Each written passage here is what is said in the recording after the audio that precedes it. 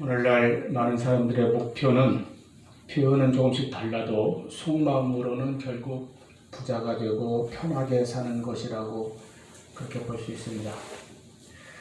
그래서 어떤 노력이나 활동을 하든지 결국은 그 소득, 수입과 연관시켜서 생각을 하게 되죠. 그렇게 해서 물질의 소유를 늘리는 것을 대부분 목표로 삼습니다. 물질의 축복을 갈망합니다. 그리고 인간의 행복은 경제적인 부유함에 있다고 그렇게 생각하기도 합니다. 이것이 아마 현대인의 솔직한 심정일 것입니다. 그런데 오늘 예수님의 말씀은 그와 정반대입니다. 가난한 사람이 복이 있다 이렇게 말씀하셨어요. 물론 심령이 가난한 사람이라고 하셨지만 이 가난이라고 하는 정말 어떤 사람에 따라서는 듣기조차도 좀 싫은 그리고 복이라고 받아들이기는 좀처럼 쉽지 않은 그런 단어를 가지고 가난한 사람이 복이 있다 이렇게 말씀하셨습니다. 그것도 오늘 본문은 예수님의 가르침 가운데 가장 중요하다고 하는 산상설교의 맨 첫머리에 나오는 말씀입니다. 그러므로 오늘 말씀을 깊이 잘 우리가 깨닫기 위해서는 먼저 산상설교에 대해서 바르게 이해를 해야 할 필요가 좀 있겠습니다.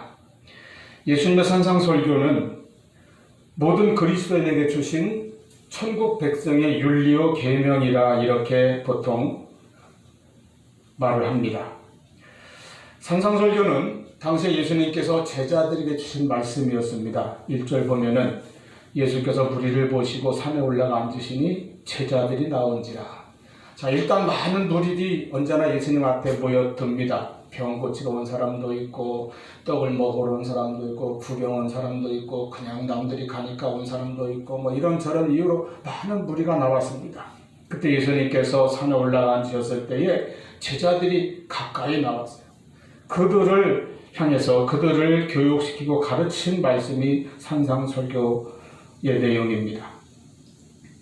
물론 이제 산상설교의 맨 마지막인 7장 28절 보면 예수께서 이 말씀을 마치심에 무리들이 그의 가르침에 논란이 이렇게 기록되어 있습니다.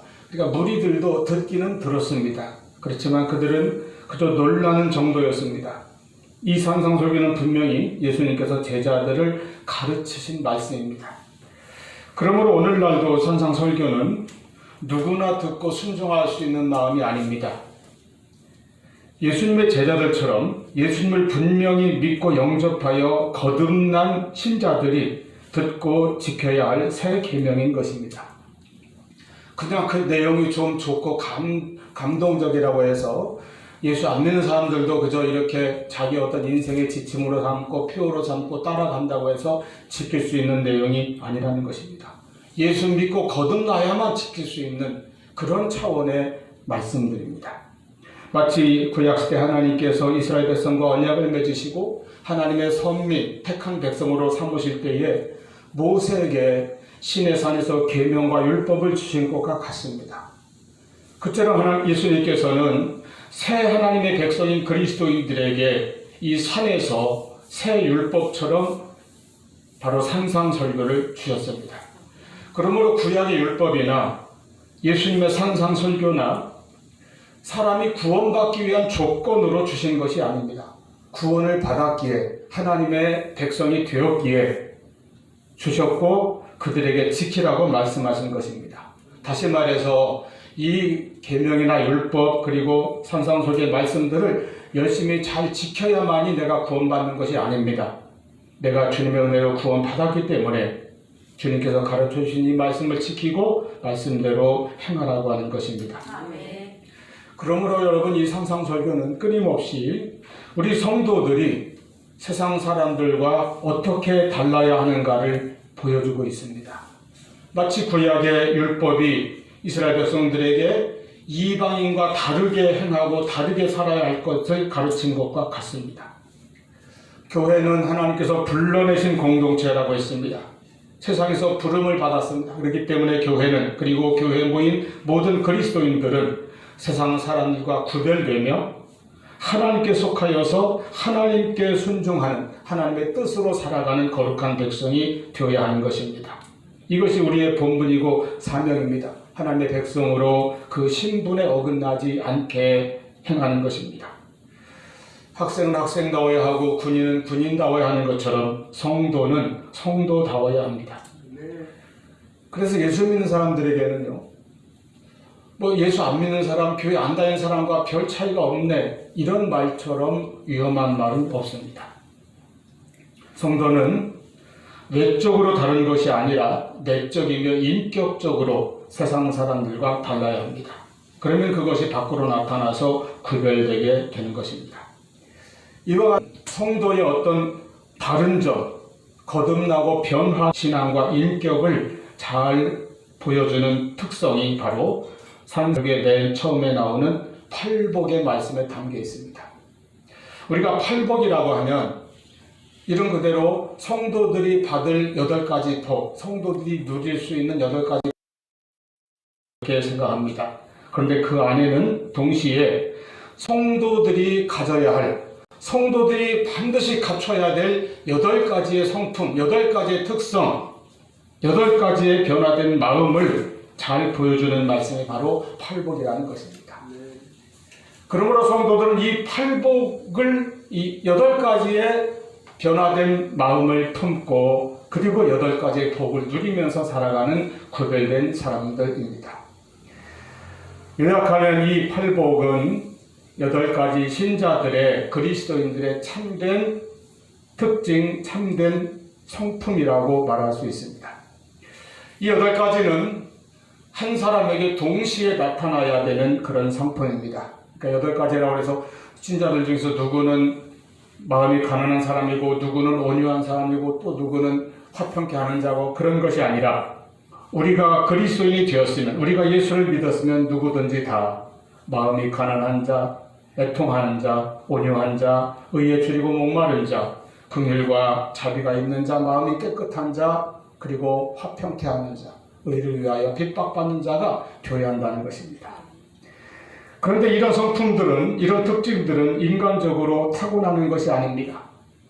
예수님 안에서 거듭남으로써 성령을 통하여 얻게 되는 영적인 성품입니다. 내 힘으로 얻는 것이 아니라, 내 힘으로 이룩하는 것이 아니라 거듭나서 은혜를 받을 때 성령의 역사로 말미암아 우리 그리스도인들이 그렇게 성장하고 성숙하고 그렇게 변화되어서 세상 사람들과 구별되는 그런 특징, 그런 성품을 갖게 된다는 것입니다. 자, 이것이 예수님의 산상설교요, 그리고 팔복의 말씀인데 그 중에 첫 번째가 심령이 가난한 자에 대한 말씀입니다. 심령이 가난한 자는 복이 있다. 여러분, 그러므로 그리스도인이 누구인가, 신자, 기독교 신자가, 크리스찬이 누구인가, 어떤 사람인가 하고 묻는다면은 가장 먼저 대답할 수 있는 대답이 이것입니다. 마음이 가난한 사람이다. 예수 믿는 사람은 심령이 가난한 사람이다. 이렇게 말할 수 있습니다. 세상에서는 누구나 부자를 좋아하고 부자 되는 것을 위해서 그것을 인생의 목표로 삼고 피나는 노력을 하고 있습니다. 그런데 예수님께서는 심령이 가난한 자가 되어라. 가난한 자가 복이 있다. 이렇게 말씀하십니다. 하나님께서 불러내신 교회와 그 교회에 속한 모든 그리스도인들이 목표로 삼아야 될 것은 바로 첫 번째로 마음의 가난을 이루는 것입니다.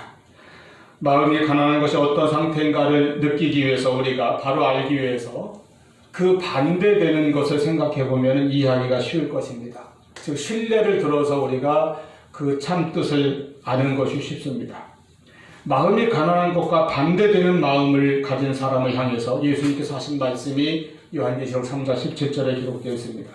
라오디게아 교회에 주신 편지 중에 있습니다. 내가 말하기를 나는 부자라 부유하여 부족한 것이 없다 하나 내 권고한 것과 가련한 것과 가난한 것과 눈먼 것과 벌거벗은 것을 알지 못하는도다. 주님께서 보실 때는 그들이 뜨겁지도 않고 차지도 않아 미지근하여 토하여 내칠 지경이라고 하셨습니다. 참으로 영적으로 가련하고 수치스럽고 비참합니다. 그런데도 스스로는 말하기를 나는 부자라 부유하여 부족한 것이 없다 이렇게 말하는 것이, 이렇게 생각하는 것이 바로 심령의 가난과 반대되는 마음이라는 것입니다. 누가복음 18장의 비유에는 이 심령이 가난한 자와 그 반대인 사람이 동시에 등장을 합니다. 대조적인 두 사람이 나오죠. 두 사람이 기도하러 성전에 올라갔습니다. 하나는 바리새인이고 하나는 세리입니다. 바리새인은 스스로 부자임을 자랑했습니다. 가진 것도 많고 내세울 것도 많고 자랑할 것도 많았습니다. 그는 떳떳하게 얼굴을 들고 모든 사람이 들을 수 있도록 큰 소리로 기도를 했습니다. 하나님, 내가 얼마나 의로운지 하나님 잘 아시지 않습니까? 나는 불의를 행하지 아니하고 금식을 하고 구제를 하고 선행을 하고 헌금을 많이 하고 이런 것을 당당하게 내세우면서 기도했습니다. 그러나 세리는 뒷자리에서 얼굴도 들지 못하고 다만 가슴을 치며 애통하며 기도했습니다. 누가복음 18장 13절 하나님이여 불쌍히 여기소서 나는 죄인이로소이다. 이 마음이 심령이 가난한 사람인 것입니다. 여러분, 가난하다는 것은 어떤 상태입니까? 가난하다는 것은 자기가 가진 것이 없고 그래서 누구에게 특별히 내세울 것이 없는 상태입니다. 가난하면 그래서 나도 모르게 자존감이 약해지기 쉽습니다. 자기 스스로 쓸모없다고 생각하는 사람도 있습니다. 가난한 사람이란 누구로부터 인정받거나 제대로 대접받아 본 적이 없는 사람입니다. 어디 가서 큰 소리 한번 치지 못하는 사람입니다. 그런데 예수님은 이런 사람이 복이 있다. 이런 사람이 천국을 소유할 것이다. 천국이 이런 사람의 것이다. 이렇게 말씀하십니다. 우리는 하나님 앞에 설 때에 참으로 이렇게 가난한 마음이 되어서 겸손해지지 않을 수가 없습니다. 내가 내세우고 주장할 것은 아무것도 없고 오직 하나님의 긍휼과 은총, 하나님의 사랑과 용서밖에는 바랄 것이 없는 사람들, 그런 사람이 복이 있다고 예수님께서 말씀하시는 것입니다. 그러면 우리가 어떻게 마음이 가난한 사람이 됩니까? 첫째는 예수를 잘 믿으면 마음이 가난해집니다. 마음이 가난하다는 것은 하나님 앞에서 자기의 어떤 의를 내세우지 못하고 자기의 행위나 공로를 아무것도 내세우지 못하는 그 마음이 가난한 마음이죠. 하나님께서 온전히 자기의 죄밖에는 드러나지 않는 사람들, 자기는 영적으로 철저히 무능력하다고 깨닫고 엎드리는 사람들이 바로 가난한 사람입니다. 이사야가 성전에 들어가서 하나님의 영광을 보았습니다. 하나님의 거룩한 영광이 성전에 가득한 것을 보았습니다. 그때 이사야가 나는 이런 엄청난 놀라운 환상을 보았으니 하고 영적으로 우쭐해진 것이 아니에요. 그 자리에 엎드려서 나는 죄인이고 입술이 부정한 자인데 하나님의 거룩하심 앞에 섰으니 나는 죽게 되었구나. 자기의 죄됨을 철저히 깨달았습니다. 베드로가 예수님을 처음 만났을 때도 발견한 것은 자신의 철저한 죄인됨이었습니다. 주여 나를 떠나소서 나는 죄인이로소이다. 이와 같이 하나님 앞에 드러난 자신의 참 모습을, 영적인 모습을 발견하고 자기의 죄를 깨닫고 자기의 연약함과 무능력함을 고백하는 그 마음이 가난한 마음입니다. 심령의 가난은 겸비한 마음입니다. 자기 자신을 알고 자신의 죄를 깨달음으로 한없이 낮아지는 마음입니다. 자기 속에 영적으로는 하나님 앞에 내세울 것이 아무것도 없음을 고백하는 것이며 하나님 앞에서 진실해져서 낮아지고 깨어지는 것입니다. 내 영혼의 구원을 위하여 나의 행위나 나의 공로를 아무것도 내세우지 못한다고 고백하며 온전히 전적으로 주님의 십자가 은혜만을 사모하는 사람, 그 심령, 오직 나는 예수 그리스도의 십자가로만 그 복음으로만 구원을 받을 수 있나이다, 이렇게 고백하는 심령이 가난한 마음입니다. 그래서 예수 믿는 사람은 마음이 가난한 사람이 됩니다. 이렇게 심령이 가난한 자들에게 천국이 주어집니다. 구원의 확신과 구원의 기쁨이 그들에게 주어지는 것입니다. 둘째로 가난한 마음이 되려면 겸손해져야 합니다. 가난하다는 것은 낮은 것입니다. 비워진 것입니다. 겸손한 것입니다. 자기의 죄인됨을 깨달은 사람은 하나님 앞에서 겸손할 수밖에 없습니다. 그런데 그리스도인의 인격적인 겸손은 사람 앞에서도 겸손해야 하는 것입니다. 우리가 기도할 때는 습관적으로도 하나님 앞에 하나님 나는 죄인입니다, 이런 고백 많이 합니다. 그런데 사람들 속에서 사람 앞에서는 누가 자기의 잘못을 지적하기라도 하면은 발끈해가지고 혈기를 부리고 막 자존심 상해하고 그러죠. 하나님 앞에서는 분명히 죄인이라고 고백해놓고 세상에서는 절대로 죄인이 아니라고 그렇게 주장하고 다투는 것입니다. 그래서 진정한 겸손을 이루지 못합니다. 우리 그리스도인이 변화되어야 할 가장 중요한 인격의 변화는 겸손인데 또 가장 어려운 변화도 겸손입니다. 특히 하나님 앞에서는 다 겸손해요. 어쨌든 겸손해집니다. 그런데 사람 앞에서는 정말 겸손이 어렵고 잘 안 이루어집니다. 겸손하기 얼마나 어려운지에 대해서 이런 이야기가 있습니다. 어떤 학자가, 신학자겠죠, 겸손에 대한 아주 훌륭한 논문을 썼습니다. 겸손에 대한 성경 구절 다 채워놓고 아주 그냥 깊이 있게 잘 다루어서 썼어요.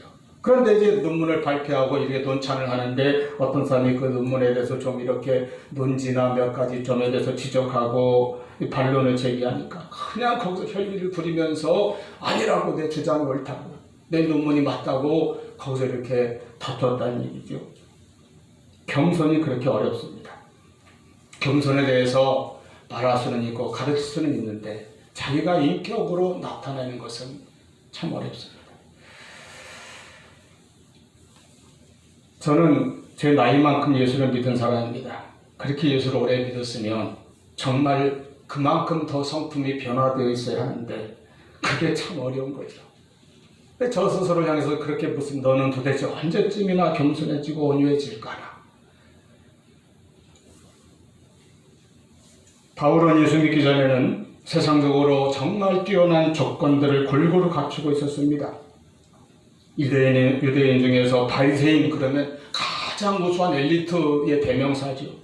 바리새인이었고 가문과 집안도 좋습니다. 학벌도 좋습니다. 당대 유명한 랍비인 가말리엘 문화에서 수학을 했습니다. 사회적 신분으로는 날 때부터 로마 시민권을 가진 사람입니다. 어떤 조그만 지방의 그냥 집행관들은 그 앞에서 벌벌 떨 정도의 그런 그 사회적 신분이었다는 거예요. 그랬던 그가 다메섹 도상에서 주님을 만나 회심하고 거듭나고 변화되었습니다. 그는 자기가 자랑하던 그 모든 것을 배설물처럼 여겼습니다. 저는 그래서 때때로 나는 바울이 배설물처럼 여긴 그것을 나는 자랑하지 않는가 이렇게 돌아볼 때가 있어요. 그는 나중에 자기 자신을 향해서 고린도서 16장 9절에 나는 사도 중에 가장 작은 자다 이렇게 고백했고, 고린도서 15장 8절에서는 만석되지 못하여 난 자 같은 사람이 바로 나다.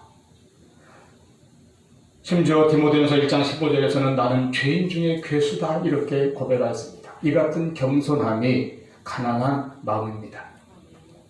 겸손의 반대는 교만이지요. 잠언 16장 18절에 교만은 패망의 선봉이요 거만한 마음은 넘어짐의 앞잡이니라 말씀하였습니다. 교만에는 멸망이 따르고 거만에는 파멸이 따른다는 말씀입니다. 그러나 베드로전서 5장 5절 말씀 보면 하나님은 교만한 자는 대적하시지만 겸손한 자들에게는 은혜를 주시느니라. 겸손하면 우리가 은혜를 받습니다. 겸손하면 복이 있습니다. 겸손한 마음, 낮은 마음, 가난한 그 마음에 천국의 복이 있는 것입니다. 여러분 겸손을 더욱 배우고 마음이 변화될 수 있기를 바랍니다.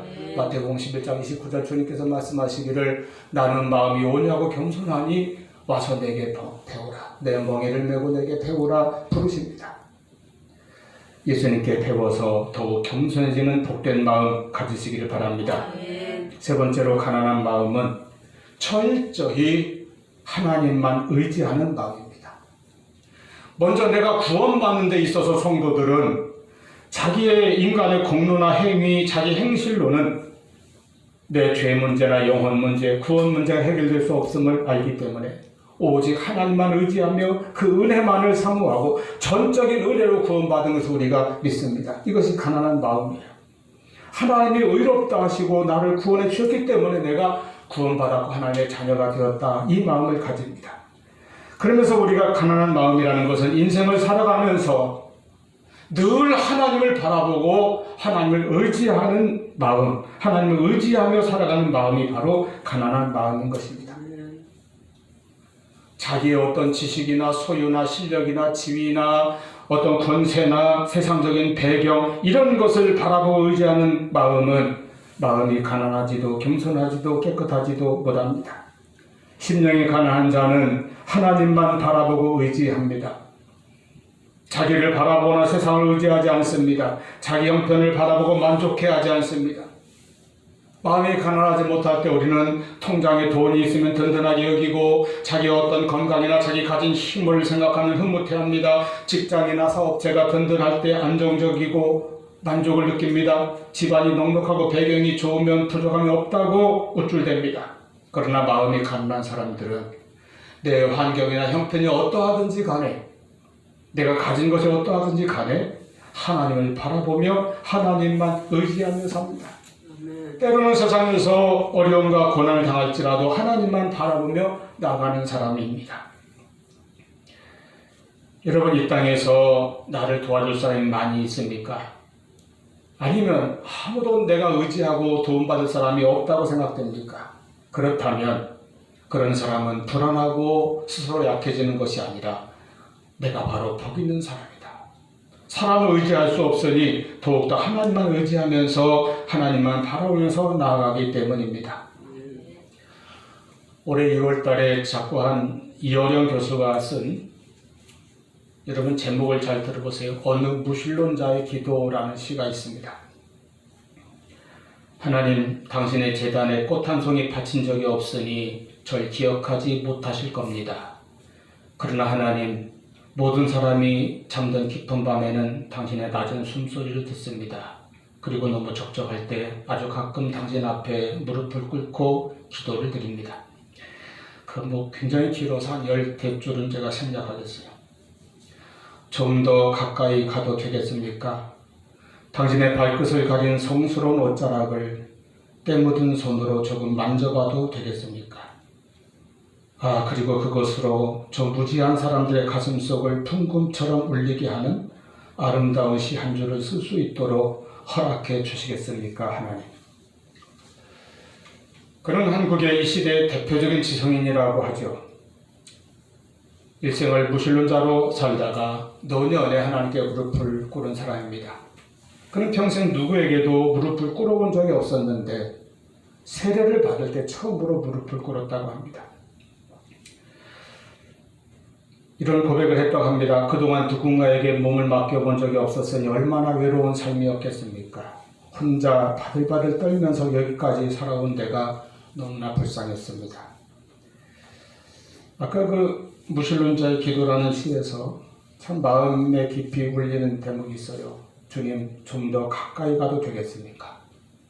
조심스럽게 다가가서 발끝을 가린 그 성스러운 옷자락을 자기 때 묻은 손으로라도 만져보고 그것을 아름다운 시로 나누고 싶다는 고백의 표현이죠.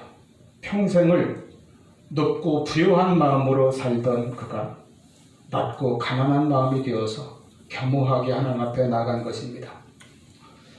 어쩌다 보니 오늘날 우리들은 너무 부유한 자가 되었습니다. 이 땅에 정말 풍조하게 살아갈 수 있다고 생각하는 것들이 많이 우리 주변에 있습니다. 어떤 사람은 돈, 명예, 권세 많이 가졌습니다. 그런데 주님께서 분명히 말씀하십니다. 심령이 가난한 자가 복이 있나니 천국이 저희 것입니다. 아멘. 마음이 가난한 사람, 온전히 예수님의 십자가만 붙드는 믿음을 가진 사람, 철저히 겸손한 사람, 살면서 하나님만 바라보고 하나님만 의지하는 사람이 참된 복이 있습니다. 그 마음에 천국이 깃들어지고 천국이 이루어질 것입니다. 여러분, 천국의 복이란 어떤 복입니까? 로마서 14장 18절 말씀 보면 천국 하나님 나라는 성령 안에서 의와 평강과 희락이라고 했습니다. 의는 하나님 앞에 내가 인정받는 것입니다. 구원받은 자의 확증이라고 할 수 있습니다. 이 의는 내 노력이나 공로를 가지고 인정받는 것이 아니라 오직 예수 그리스도에 대한 믿음으로 말미암아 하나님으로부터 얻는 것입니다. 이 의는 예수 그리스도 안에서 내 영혼 속에 깃들이는 하나님의 은총이요 하나님의 생명이라고 할 수 있습니다. 평강은 무엇입니까? 하나님의 평강이에요. 우리는 그리스도의 피로 말미암아 하나님께서 우리를 받아주셨다고 하는 그 확신 가운데 내 마음에 누리는 담대함과 평안함을 소유할 수 있습니다. 이것이 천국의 평강입니다. 희락은 무엇입니까? 기쁨은 무엇입니까? 성령 안에서의 기쁨이라는 것은 성령께서 나를 위해서 해주신 것을 내가 믿음으로 말미암아 샘솟듯 솟아나는 기쁨입니다. 성령께서 나에게 믿음을 주시고 예수를 믿게 하시고 그리고 예수를 통하여 내가 구원받았다는 것을 확증해 주시고 보증해 주신다고 했습니다. 일을 쳐주신다고 했습니다. 그 성령 안에서 내가 누리는 구원의 기쁨, 그 기쁨이 있을 때 그 마음에 천국이 이루어진다는 것입니다.